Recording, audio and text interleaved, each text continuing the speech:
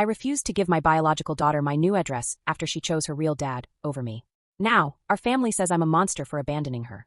People throw the word father around so easily. They think it's about genetics, about passing down the color of your eyes or the shape of your nose. I've always believed it's about something more. It's about being the person who is there. The person who gets up in the middle of the night. The one who knows exactly how to fix a scraped knee and a broken heart. For 16 years, I was that person. I was a father. My name is Mark, and I worked as an auto mechanic. My life wasn't glamorous. It smelled of motor oil and hard work, and my hands were never quite clean. But everything I did, every bolt I tightened and every engine I fixed was for her. It was all for Chloe. She was my entire world. Her mother left when Chloe was just a toddler, a fleeting memory she barely retained. It was just the two of us against the world, and for a long time, that was more than enough. Our little world felt safe, it felt stable, built on a foundation of what I thought was unconditional love.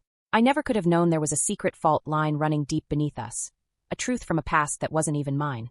And when that ground finally split open, it forced me to face that question head-on. What truly makes a father?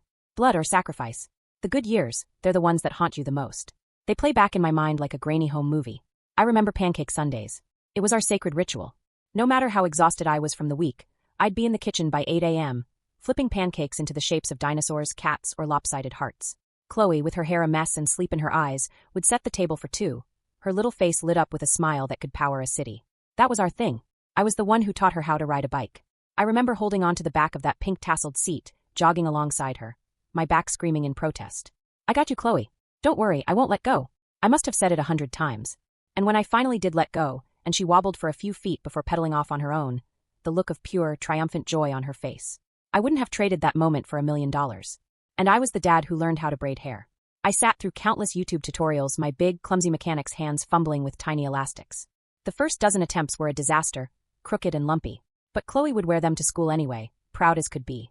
She'd tell her friends, my daddy did it. It wasn't always easy.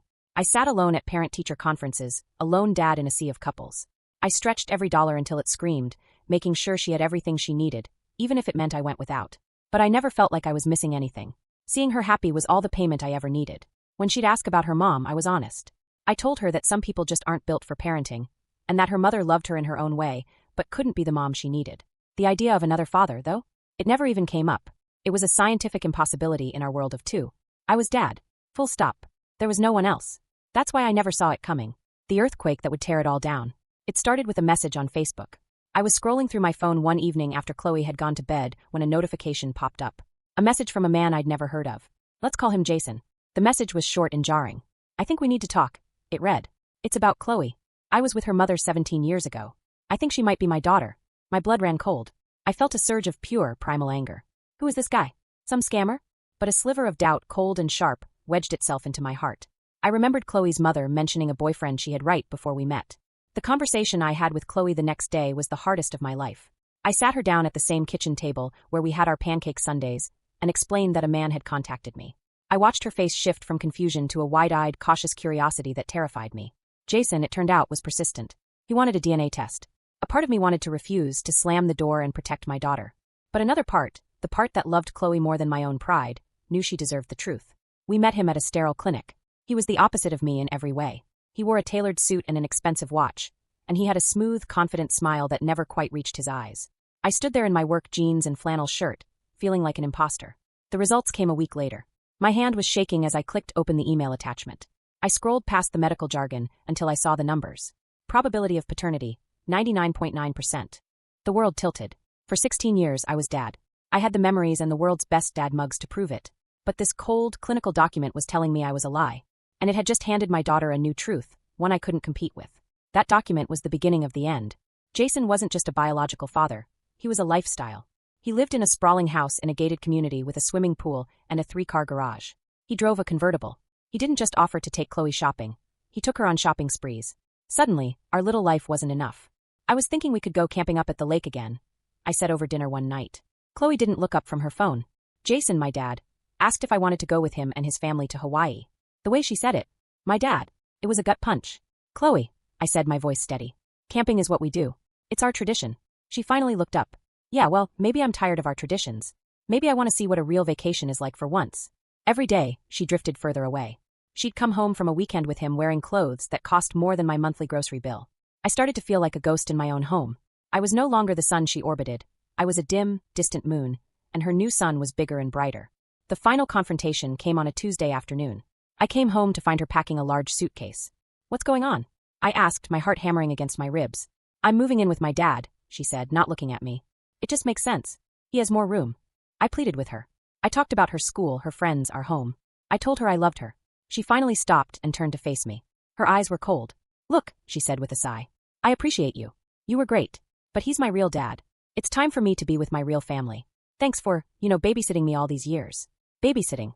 16 years of love reduced to a babysitting gig. I felt nothing. A profound, hollow emptiness. I just stood there, numb, and watched her wheel her suitcase out the front door, closing it softly behind her. The click of the latch echoed in the sudden, deafening silence. The months that followed were a blur. The silence in the house was a physical presence. After a year of rattling around in that empty house, haunted by ghosts, I knew I had to leave. I sold the home, packed up my things, and moved 3 states away to a city where no one knew my story. It was the hardest and best thing I ever did. I got a new job. I made new friends. I took up fishing. Slowly, painstakingly, I began to rebuild. I discovered that I was a person outside of being Chloe's dad. I found a quiet peace I hadn't realized I was missing. And then 2 years after she had walked out my door, my phone rang. It was a Tuesday evening. I was on my small patio, enjoying the cool air. An unknown number. I almost ignored it. "Hello." A choked sob on the other end. "Dad." That one word. After 2 years, it hit me like a physical blow. "Chloe," I said. "Dad, I'm so sorry," she cried. "Jason kicked me out. His new wife is having a baby, and they said there's no room for me. They gave me $100 and dropped me at the bus station. I have nowhere to go. Dad, please can I come home? I need your new address." And in that moment, I saw 16 years of pancake sundaes and lopsided braids. And then, clear as day, I saw her cold face in the doorway. I heard her voice. "Thanks for babysitting me." I looked around my quiet patio, at the peaceful life I had clawed back from the brink of despair. The life I had built from the ashes she had left behind. "No," I said. The line went silent. What do you mean, no? "You made your choice 2 years ago, Chloe," I said, my voice as hard and flat as a concrete floor. "You told me he was your real dad. You told me I was just the babysitter. You need to go to your real family for help." Before she could protest, before the guilt could swamp me, I pressed the red icon on my screen. I ended the call. Within minutes, my phone started buzzing. Texts from family calling me a monster, a heartless fiend for abandoning my daughter. Maybe they're right. But as I sat there, in the peace I had fought so hard to find, I felt a strange sense of calm. He was her father by blood. I was the one who was there. She was the one who decided that wasn't enough. So now I'm left with the silence and the question that still echoes in my mind every single day. Did I do the right thing by protecting the peace I had finally found? Or did I abandon my child in her darkest hour, proving that in the end, I was no better than the mother who had left her so many years ago? You be the judge.